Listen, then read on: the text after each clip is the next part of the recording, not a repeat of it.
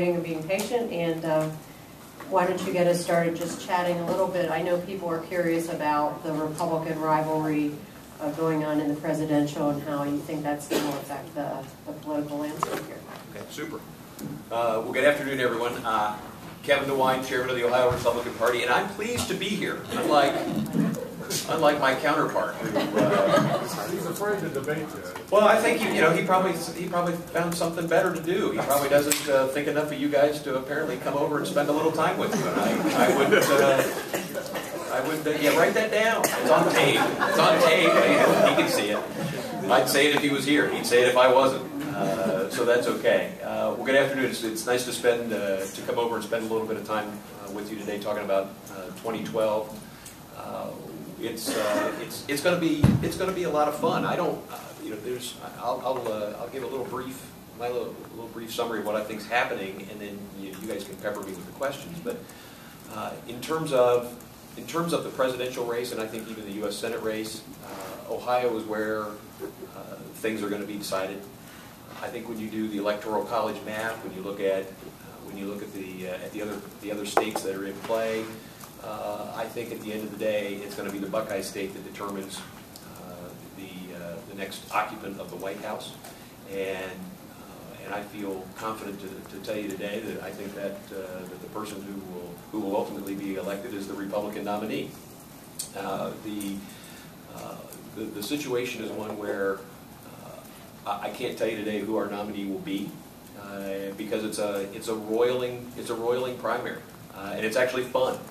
It's okay. I don't have a problem with it. There are some who have said, shouldn't we get this thing settled down and move on? And I think there's certainly some value in doing that, but I also think there's a great value in the debate and the discussion and the dialogue of ideas and winning over the hearts and minds of the Republican family in the process of selecting our nominee. And so I don't have a problem with this primary as it's unfolding. If I did, it would be too bad because it's going to go on whether I thought it was a good idea or not. When you look at the math, there's no way for this thing to be wrapped up before the 1st of May, at the earliest. With the change in how Republicans are allocating delegates, there's really no way for a Republican nominee to secure the nomination until probably the 1st of May at the earliest. And given what happened in South Carolina, I think this thing may play out even beyond that. I don't know. What I do know is that as a result of what happened in South Carolina and our primary being in March, Ohio is not only going to have an opportunity to say who the next president will be. Ohio will, for the first time in a long time, have an opportunity to say who the Republican nominee will be. And I would expect that over the course of the next month, as we roll into February and on into early March, we're going to see the four contenders for the four leading contenders for the Republican nomination in every corner of the state, competing for the at-large delegates and the congressional delegates that are now apportioned proportionally awarded based on who won the congressional district and who won the overall vote. And so I think it's going to be a fun time for all of you. I think it's going to be a fun time for all of us. And candidly, I'm excited about it because an engaged and an excited GOP base in a primary is good for us.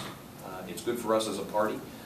Democrats will tell you they benefited from it in 2008 when it was President Obama and Hillary Clinton. We look forward to being able to take the same sort of advantage from an infrastructure standpoint at the Ohio Republican Party. So it's going to be a wild ride. It normally is in the Buckeye State in a presidential year. This year will be no different. We'll just have the added benefit of having a primary that matters in who the nominee is. So with that, I'll stop and let you all